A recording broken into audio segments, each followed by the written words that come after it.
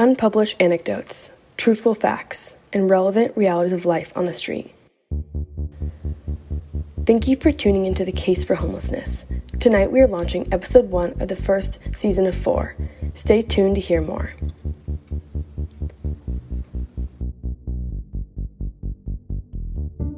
The Case for Homelessness is supported by podcast.org. As a deeply rooted support center for many podcasts, they aim at changing the narrative of stories by the quality of their software.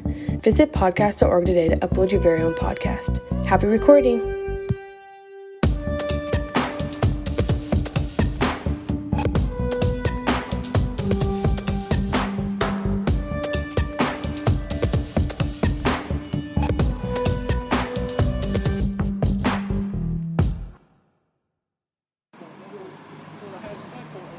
It was an average night for Melissa and Tim as they walked the streets of downtown Seattle.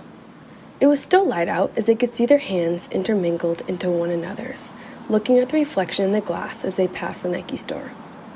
They enjoyed going on dates like this, as they had 2 young kids of their own, and with Tim owning his own business, this time spent together was very rare. They were headed north on Pike Street, 5 minutes walking distance from the restaurant Tim had chosen for the evening, as they were stopped by a red light. Feeling a tap on his shoulder, Tim turned around. 5'8" stood a girl in tank and jeans that was far from permissible for an average trip to the mall. Nonetheless, she proceeded to ask, "Excuse me, sir, do you have any money?" Startled by this gesture, Tim promptly asked what she was in need of. Thinking she was just short a few dollars for the bus, he reached for his back pocket. He quickly found out that the need for money was much more grave than he had originally thought. "I was abused by my stepfather a few years back," the young woman said, looking down at the ground. "Now that I live with my grandma, things don't come as easy for me, especially with my baby." After hearing her story, Tim realized that a few dollars weren't going to cut it, and offered her something that was hard to turn down.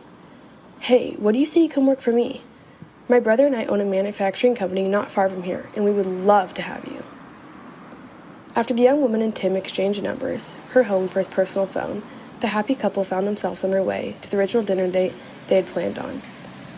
The next day, Tim called his human resources department and had a job created just for the young woman.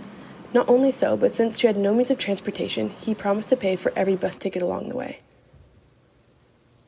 Soon after this was settled, the young woman came to work. As far as Tim could see, she seemed to be doing very well in her current position, and he was thoroughly invested. 10 o'clock, 11 o'clock, 12 o'clock, and still had not come to work on the next day. Concerned, as Tim thought there may have been possible confusion of the whereabouts of his company, as this was only the second day of work for the young girl, he called their grandma's house and got a response he had not yet anticipated. The young woman was back on the streets, asking for money once more.